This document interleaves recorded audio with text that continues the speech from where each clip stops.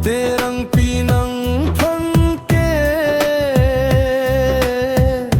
nang chelom jine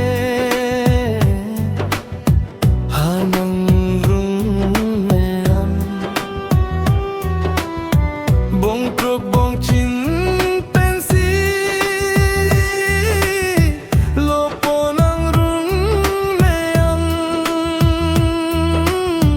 terang pinang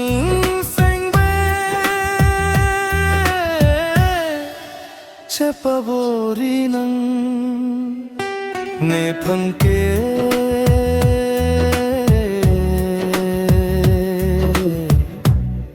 terang pinang ji ne phangke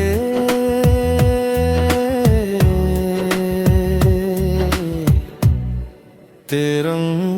pinang ji. I need you,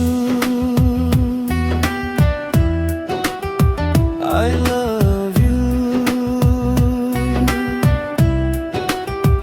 oh darling.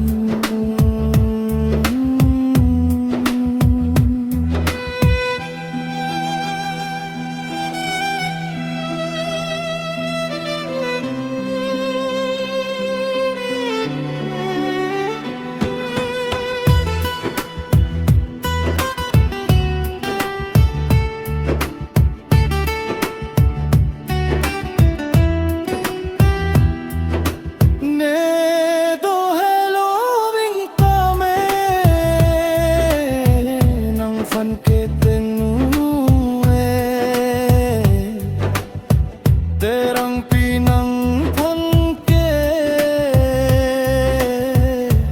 nang chelong jine hanang rung meam bong truk bong chin pensi lopo nang rung meam terang pinang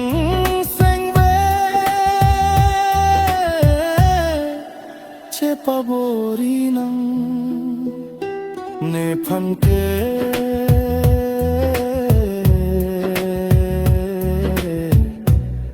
terang pinang ji ne phangke